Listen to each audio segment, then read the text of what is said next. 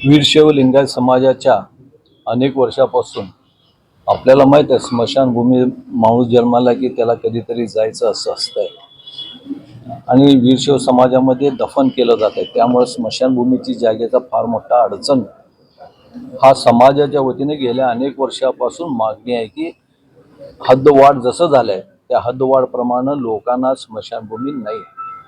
आज आपल्याला माहिती आहे की जुळे सोलापूर असू द्या किंवा कारखान्याजवळचा माणूस वारले किंवा इकडं बाळ्यातनं वारलं तर त्याला पूर्णपणे तुळजापूर वेस मध्ये आणावं लागतं आणि त्या दफन करण्यासाठी दुसरं स्मशानभूमीच नाही. आणि त्यासाठी मी एकदा तिथं हिंदू स्मशानभूमीच्या इथं गेलं असताना तिथं रिकामं जागा दिसलं, गौऱ्या मारत होते त्या जागेवर. मग मी आयुक्तांना आल्यावर मी आयुक्तांशी संपर्क केला की बाबा इथं जागा रिकामं दिसते, कुठल्या संस्थेमध्ये किंवा कुठलं दफनभूमी तिथं नाही आहे आणि आजूबाजूला सगळे दफनभूमी आहेत, तर जर करता ते वीरशैव लिंगायत समाजाला मिळत असेल तर आपण निवडून द्यावं. मग ते म्हणले की तुम्ही पत्र द्या. माझ्या पत्राप्रमाणे आयुक्त आणि अधिकारी जाऊन ते जागेवर जाऊन आले आणि ते देण्यास होकार केलं. आणि ह्या सगळ्या गोष्टीचं पुढं काय झालं का नाही बापूंनी सगळं सांगितलं. मला एवढंच म्हणायचं होतं की ज्याप्रमाणे आम्ही पत्र दिलं, ज्याप्रमाणे त्यांनी सिद्धेश्वर देवस्थान पंच कमिटीला त्याला आम्ही पत्र दिल्यावर पुन्हा एकदा त्यांना बोलवून त्यांना तयार करण्याचा सातत्यानं प्रयत्न केलं. ते पहिल्यांदा नको म्हणले, पण तरी त्यांना तयार करून जर करता एखाद्या समाजामध्ये एखाद्या संस्थेचं नाव आम्ही जर करता जागा बघून सुचवलेलं असताना, लोकप्रतिनिधींनी कळविलं असताना ह्या अधिकाऱ्यांचं एवढं काय इंटरेस्ट होतं की दुसऱ्या संस्थेला बोलवून तुम्ही घ्या म्हणून मागं लागणं, त्यांच्याबरोबर 3-3 मीटिंग करणं. मग तुम्ही दुसऱ्या समाजाचंही आम्ही दुसऱ्या संस्थेचंही पत्र दिलं होतं, त्यांच्याबरोबर मीटिंग करायला पाहिजे होतं. आम्ही तो वडगी महाराजांचं त्यांच्या संस्थेत पत्र असं होतं की आम्ही आमच्या स्वखर्चानं सगळं करू तिथं, असं स्पष्टपणे म्हणलेलं असताना आपण ते डावलून आता जर आज मला असं आज आम्ही बापू सगळेजण चर्चा केलं असताना तिथं माहीत झालं की त्या मी पत्र जे घोटकी महाराज संस्थेना द्या म्हणून सांगितलं होतं ते पत्र आयुक्तासमोरच गेलं नाही. म्हणजे इथल्या अधिकाऱ्यांचं एवढा मोठा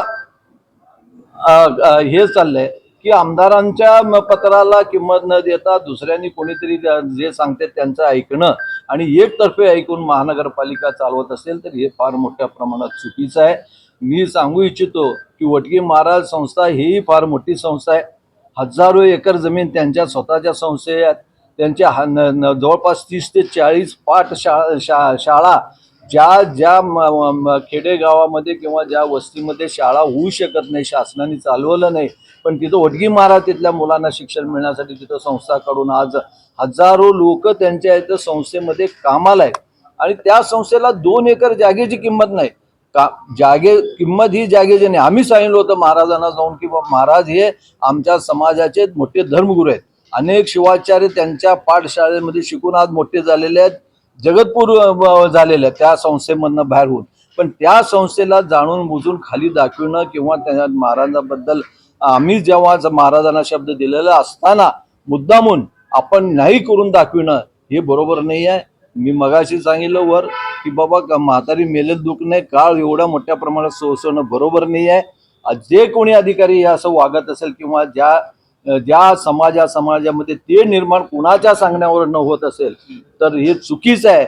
मी तर सांगू इच्छितो की आमच्यातला कोणी आमदारही असो किंवा कोणी नगरसेवक असो, पण असं वागत असेल तर त्याला समाज कधी माफ करणार नाही. मग ह्याच्यामध्ये कुठेतरी आर्थिक देवाणघेवाण अधिकाऱ्यांनी केलेली आहे. कारण जर का तसं असेल आणि तुम्हाला इथं नाही न्याय मिळाला तर मुख्यमंत्र्यांकडे तुम्ही जाणार का? न्यायालयात जाणार नाही. आर्थिक व्यवहार झालाय का नाही आम्हाला असं वाटत नाही, पण कुणाच्या तर दबावाखाली मात्र हे नक्की झालेलं आहे. इथं न्याय मिळावं. आपण आता मगाशी बापूंनी सांगितलं, आम्ही सगळ्यांनी सांगितलं की याच्यामध्ये एक पत्र तयार करून आम्ही आयुक्तांकडे देऊ.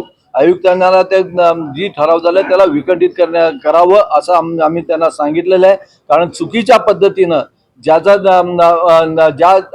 प्रस्ताव तुम्ही निर्णय घेतलेला आहे ती पूर्णपणे चुकीचं पद्धत आहे. ती चुकीचं पद्धतीचं असल्यामुळेच विखंडित करावं. नाही केलं तर वर नाही ऐकलं तर आपण कोर्टामध्ये जाऊन हा प्रश्न मिटवण्यात.